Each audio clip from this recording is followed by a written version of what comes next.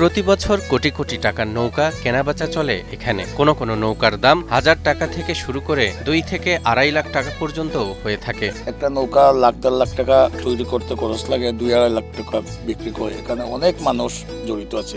সকালটা শুরু হয় হাতুড়ির ঠকঠক শব্দে আর শেষ হয় সূর্য অস্ত যাওয়া পর্যন্ত কাঠের গন্ধ আর ঘামের ভেজায়। কোটি কোটি টাকা লেনদেন হয়ে নৌকার বিষয় নিয়ে আমরা এই যে নৌকা এখন বানাইতেছি, এখানে প্রায় 1.5 লক্ষ টাকা খরচ যাইব, প্রায় 2 লক্ষের মতো বিক্রি হইব। সারা দেশের নৌকাই এনেই তৈরি হয়, নিয়ে আমরা তৈরি করি। কারিগর আছে আমরা পুরা 1000-এর উপরে আছে, সাথে আরো আছেন আমরা সহকারী যুগালি আরো 1000 হইব। কিন্তু কখনো কি মনে প্রশ্ন জেগেছে কিভাবে তৈরি হয় এসব নৌকা? কারা বানায় এসব কাঠের অবকাঠামো? কারা তাদের ঘাম, শ্রম আর নিঃশ্বাস মিশিয়ে বানিয়ে তোলে হাজারো জীবনের ভাসমান ভরসা? জারুল, তারপরে কুমা, ইজল, এগুলো পানিতে হয়। কাঠগুলা দিয়ে তৈরি হয় নৌকা।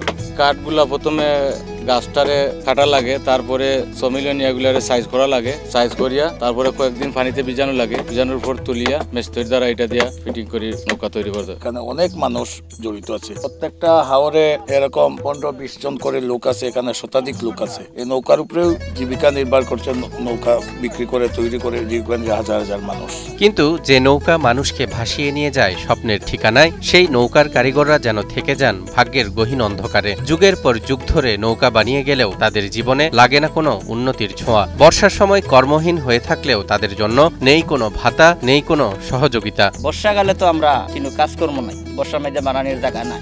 আর এই সমস্ত মনে করো কৃষক যারা, তারা তো চলতে পারে। এখন আমরা তো চলা একটু মুশকিল দাঁড়ায়। সরকারে যদি আমরা একটু সুনজরে তাকায়, তে আমরা কিছু চলতে পারবো ভালো মতো। মৎস্যজীবীদের সুযোগ সুবিধা পাচ্ছে, কিন্তু আমরা পাই নাই। বর্ষা মৌসুমে তো তাদেরকে বসে থাকতে হয়। বাংলাদেশের উত্তর পূর্বের জেলা মৌলভীবাজার। দেশের সবচেয়ে বড় ও দক্ষিণ এশিয়ার অন্যতম বৃহৎ হাওর ঢাকালুকি এই জেলাতেই অবস্থিত।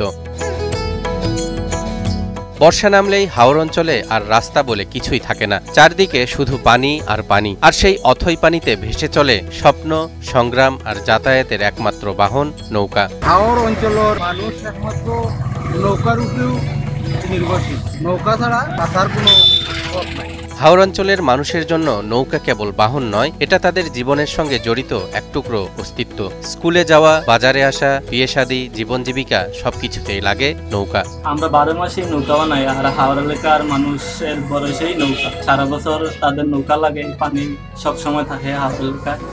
এই নৌকা ছাড়া আমাদের এই হাওর অঞ্চলের মানুষ চলাফেরা অনেক কষ্টকর। ক্ষেত কৃষি, গরু বাছর, মানুষ চলাচল, পারাপার সবকিছু মিলিয়ে আমাদের নৌকা ছাড়া কোনো ভরসা নাই। তাই তো মৌলভীবাজারের এই হাওরেই তৈরি হয় দেশের সবচেয়ে বেশি নৌকা। এমনকি জেলার চাহিদা মিটিয়ে চলে যায় অন্যান্য জেলাতেও। এই হাওরেই বেশিরভাগ নৌকা তৈরি হয়। বাংলাদেশের সর্ববৃহৎ হাওর যেহেতু এটা দক্ষিণ এশিয়ার, আপনারা জানেন এখানে বেশিরভাগ সময় নৌকা তৈরি হয় শুকনা মৌসুমে। এই নৌকাগুলা এই হাওরের চাহিদা মিটিয়ে বৃহত্তর সিলেটের চাহিদা মেটানোর পরও দেশের বিভিন্ন প্রান্তের পাঠানো হয়। মৌলভীবাজারের এসব হাওরাঞ্চলে প্রতি বছর কোটি কোটি টাকার নৌকা কেনাবেচা চলে। ডিঙ্গি, কুশি বা বিশাল আকারের বাণিজ্যিক নৌকা নিয়ে আষাঢ়ের শুরুতেই জেলার বড়লেখা, জুড়ি, কুলাউড়া, রাজনগর ও সদরসহ বিভিন্ন স্থানে বসে নৌকার হাট। এর মধ্যে কোনো কোনোটির দাম 2 থেকে 2.5 লাখ টাকা পর্যন্ত হয়ে থাকে। এখানে হাজার হাজার মানুষ আছে নৌকা তৈরি করার জন্য। এখানে বিভিন্ন শতাধিক হাওর আছে। এই হাওরে প্রত্যেকটা হাওরে কারিগররা আছে। নৌকা এখানে তৈরি করা হয় এবং সারা বাংলাদেশে এই নৌকাগুলা বর্ষা মৌসুমে চলে যায়। এই নৌকার পর ভিত্তি করে এই কোটি কোটি টাকার লেনদেন এখান থেকে হচ্ছে। ছোট নৌকা এটা বানাইতে হইলে তো যদি 30 হাতের মতো নৌকা বানাও, 15 দিনের মতো হয়ে যাবে। 15 দিনের মতো ছোট নৌকা এটা হয়ে যাবে। এটার মধ্যে প্রায় লক্ষ মতো যাবে টাকা, 1 লক্ষের মতো খরচ হবে। ওটা আবার 1,20,000-30 মতো বিক্রি হয়। বড় নৌকাগুলো আপনার 1.5 লক্ষ টাকার মতো খরচ যাইব, আর 2 লক্ষ 2.5 লক্ষ টাকা বিক্রি হবে।